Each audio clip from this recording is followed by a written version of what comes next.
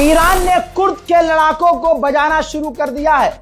जैसे ही Donald Trump ने Kurdish आतंकवादी संगठन से इराक में बात की, क्योंकि अमेरिका अकेला अब नहीं लड़ पा रहा है।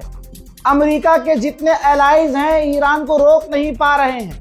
ईरान की जुल्फिकार हैदर ऐसी चल रही है कि जैसे सबकी छटनी हो रही है। ईरान को अब कुछ खोने का डर नहीं है, ये पहले ही बोल चुका हूं।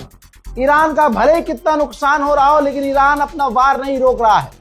अब ये देखने के बाद ट्रंप ने इराक के आतंकी संगठन कुर्दिश से मदद मांगी।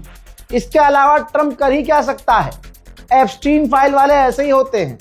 ठीक, फिर हुआ ये कि जैसे ही ईरान को ये पता चला कि अच्छा ये कुर्द से मदद मांग रहा है और कुर्दिश इससे पहले ईरान पर हमला करते, ईरान ने इराक में कुर्दिश आतंकवादियों को निशाना बनाकर निपटाना शुरू कर दिया। देखिए कुर्दिश लड़ाकों पर ईरान का हमला।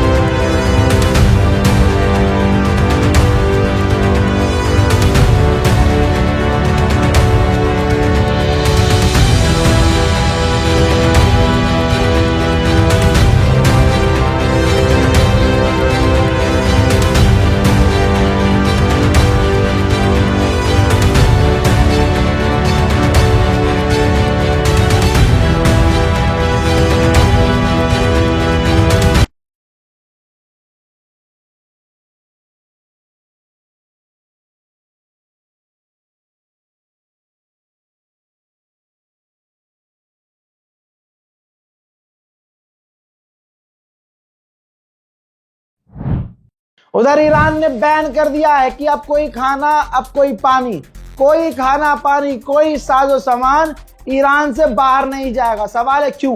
अगर खाने पीने का सामान भी अगर ईरान से बाहर जाने लगा तो ईरान को डर यह है कि हमारे मुल्क में ही खाने पीने की कमी न हो जाए। हजरात, ईरान की ये जंग 56 इंच के फर्जी चूरन पे भी पड़ने वाली है। अंधभक्तों का बाप और अंधभक्त बुरी तरह से झेलेंगे। भारत के पास सिर्फ 25 दिन का क्रूड ऑयल है, जिसकी वजह से अब भारत मुश्किल में है। रिपोर्ट यह है कि मिडिल ईस्ट से, अरब देशों से ही, मुल्लों से ही हिंदू तेल ले रहे थे और यहां भारत में रहकर मुसलमानों का बाइकआउट कर रहे थे। मुंह में उनके वक्त ने ऐसा थूका कि अब मिडिल ईस्ट से तेल नहीं ले पा रहे हैं, तो अब मोदी सोच रहे हैं कि किसी और से तेल लिया जाए। अब किससे लेंगे? यहां पर अंधभक्तों का बाप फंस जाएगा, यहां पर फंसेगा। रूस से तेल अगर लिया, रूस से अगर बिजनेस दोबारा शुरू किया, तो फिर से ट्रंप गुद्दी पकड़ के थप्पड़ पे थप्पड़ बजाएगा। पापा अब क्या करोगे पापा? एक बात और, मोदी जी ने खुद ही साबित किया हुआ है, भारत माँ, इजराइल बाप और अंधभक्त नाजायज औलाद। गोप गोप गोप गोप। $75 या $76 पर बैरल तेल का दाम होना चाहिए, जो अब $85 और $86 पर बैरल पहुंच चुका है और तेजी से तेल के दाम बढ़ रहे हैं और गरजट्टों का तेल निकल रहा है। ईरान ने वर्ल्ड वॉर 3 का ऐलान कर दिया है। ईरान के विदेश मंत्रालय ने ऐलान कर दिया है कि जो जंग अमेरिका ने शुरू की, वो जंग पूरे मिडिल ईस्ट में फैल चुकी है और बहुत जल्द इस जंग के चपेट में, इस आग के चपेट में यूरोप आने वाला है। फिर यूरोप के बाद धीरे धीरे सारी दुनिया इस जंग के लपेट में आने वाली है। और दुनिया याद रखे, ये जंग अमेरिका ने शुरू की है। डोनाल्ड ट्रंप पर पूरी दुनिया से लानत पड़ रही है, लेकिन अंधभक्त डोनाल्ड ट्रंप का पेशाब पीने को फौरन तैयार है। हज़रात मोहतरम, ईरान की कई सारी मिसाइलें कुछ ही देर पहले तेल अवीव, हाइफा, जेरूशलम, अलग अलग इलाकों में गिरी हैं। तस्वीर देखिए। ראיתי את זה בלייב, רצתי לפה. אין בית. תראי רק כי נשאר.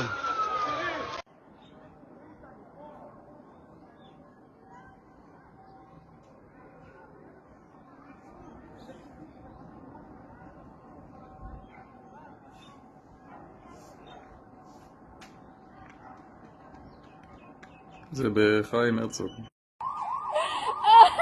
זה בטוח! זה בטוח!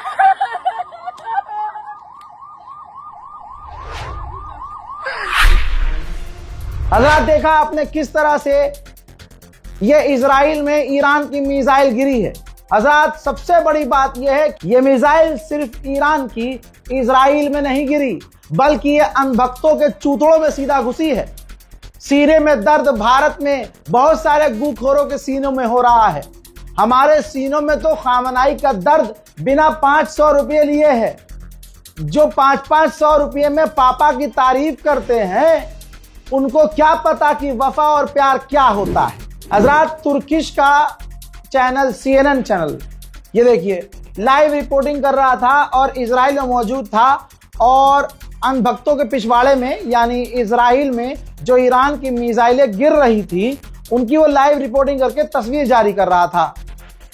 इजराइल को बुरा लगा, जैसे अनभक्तों को बुरा लग रहा है, हिंदूवादियों को बुरा लग रहा है, रो रहे हैं कुत्ते की तरह, अरे ये मुसलमान भारत के क्यों रो रहे हैं। तो भाई साहब, उस पत्रकार को गिरफ्तार कर लिया इजराइल ने। इसी तरह से चाइना का भी मीडिया दुनिया को दिखा रहा है कि इजराइल के इन जगहों पर ईरान की मिसाइलें गिरी हैं, जिससे तबाही मची है।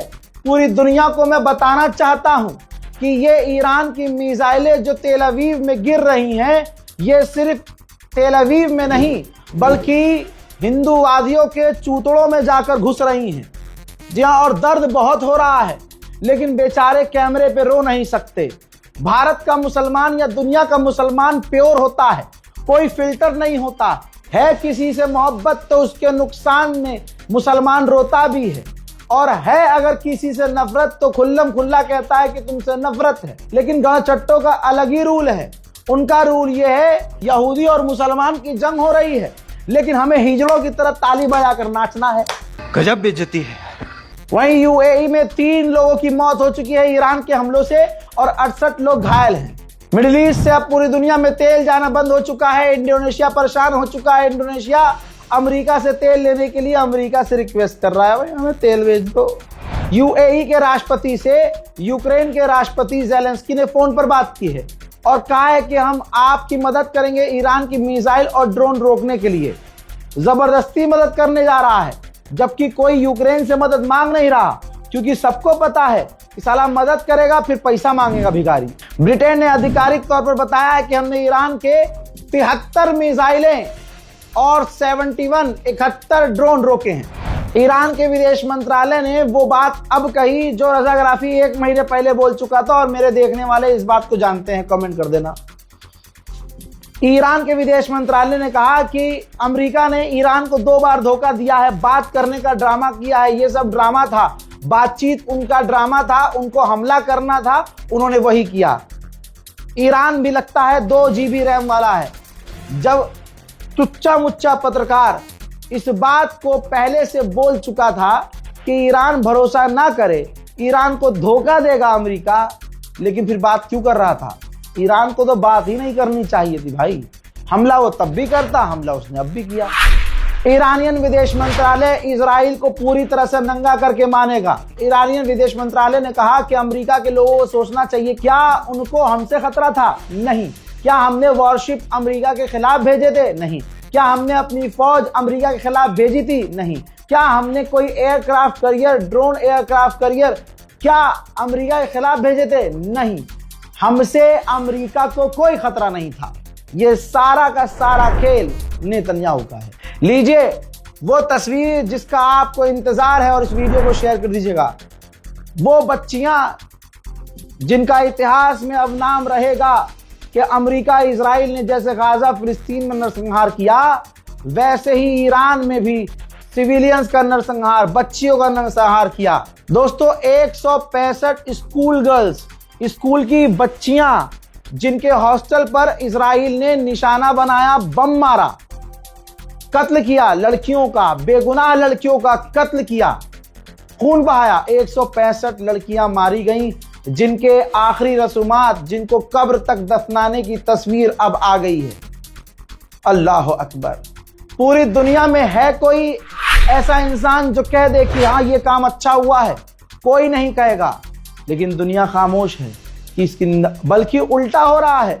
इजराइल जहां ईरान की मिसाइलें गिर रही हैं, वहां जाकर वीडियो बना के कह रहे हैं कि सिविलियन को निशाना बना रहा है। और ये जो 165 लड़कियां, बच्चियां छोटी छोटी जो इसने इजराइल ने मारी, उस पर कोई कुछ नहीं बोल रहा है। अब यहां पर दूसरी बात भी जान लीजिए, भारत के खास हिंदूवादी समुदाय को क्यों अच्छा लग रहा है इजराइल? इसीलिए अच्छा लग रहा है क्योंकि भारत के हिंदूवादियों का और इजराइल का, यहूदी आतंकवाद का बिल्कुल कैरेक्टर एक है। सबूत चाहते हैं? उत्तर प्रदेश पुलिस का शुक्रिया। ये देख लीजिए, जैसे ईरान के अंदर लड़कियों के हॉस्टल को उड़ाया, ऐसे ही उत्तर प्रदेश एसटीएफ ने बड़ी कार्रवाई करके स्कूलों को बम से उड़ाने की धमकी देने वाले हिंदूवादी गैंग का भांडा फोड़ा है और 6 गिरफ्तार किए हैं, जिसमें केदारनाथ, लेखनाथ, दिव्यांशु, अनंत और दूसरे हिंदू भी शामिल हैं। तो इजरायलियों का और भारत के हिंदूवादियों का कैरेक्टर एक है। मोदी पहले ही बोल चुके हैं, फादरलैंड, इजराइल और फादरलैंड। भाई तुम्हारे होंगे फादरलैंड, हमारा तो भैया फादर इजराइल नहीं है। हमें हमारे बाप का पता है, जिसको जिसके बाप का पता ना हो वो इजराइल को अपना बाप माने। उधर कश्मीर के मुसलमान सड़कों पर हैं। कश्मीर में जबरदस्त ईरान के समर्थन में प्रदर्शन और नारेबाजी।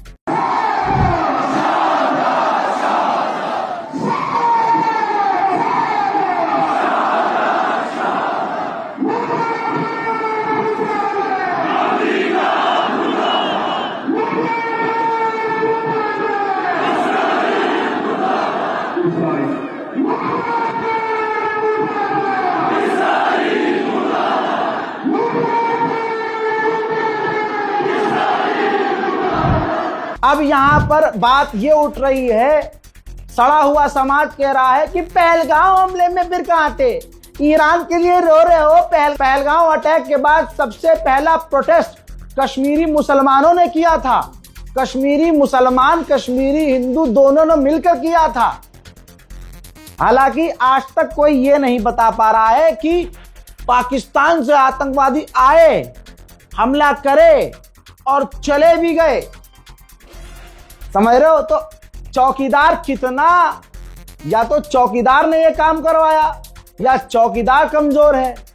यहां पर अपने बाप पर कोई सवाल नहीं करता, लेकिन खामनाई पर रो रहे हो, पहलगांव अटैक में कहां थे? अरे गंदी नस्ल से पैदावार, फटे हुए कॉन्डम के शिकार। ये देखो, देख लो भाई, फर्स्ट पोस्ट का वीडियो लगा रहा हूं, जो खुद गोदी मीडिया का चैनल है, उसने भी कवर किया था कि उसी दिन, जिस दिन आतंकवादी हमला हुआ कश्मीर में, मुसलमानों ने जबरदस्त रैली करी थी। कश्मीर का एक एक मुसलमान सड़क पर था, पाकिस्तान के झंडे जलाए गए थे, पाकिस्तान मुर्दाबाद के नारे लगाए गए थे। इसके बावजूद, ये तस्वीर देखने के बावजूद, कोई हिंदू अगर ये कह रहा है कि कश्मीर के हमले में, पहलगांव हमले में मुसलमान कहां थे? और दोस्तों समझ रहे हो ना, उस दिन उसके बाप को सो जाना चाहिए था। अगर सही टाइम पर उसका बाप सो जाता तो आज अंधभक्त ये ना कहता पहलगांव में मुसलमान तब कहां थे। आंखों देखी देखने के बाद भी कोई अंडुआ ये कहे कि कश्मीर में मुसलमान तब कहां थे जब पहलगांव अटैक हुआ था। अगर आंख से देखकर भी ये कह रहा है, और मैंने दिखा दिया ना, मैंने अब तो दिखा दिया, इसके बावजूद अगर कोई कहे हिंदू कि भाई पहलगांव हमले में मुसलमान कहां थे, तो भाई उसे कोई फर्क नहीं पड़ता कौन मर रहा है कौन जी रहा है। उसे मजा सिर्फ इस बात पे आ रहा है कि मुसलमान को तकलीफ हो रही है, मुसलमान का आंसू निकलना चाहिए। मुसलमान को परेशान कर करके और मुसलमान को ही परेशान करने का ख्वाब दिखाकर जो सरकार बार बार सरकार बना रही हो, आय हाय, मैं चलूं? इतना ही बजाना काफी है, अभी फिर से बजाएंगे। रिपोर्ट शेयर कीजिएगा, चैनल को सब्सक्राइब कीजिएगा, मेरा इंतजार कीजिएगा, दुआ में भी याद रखिएगा। जय हिंद।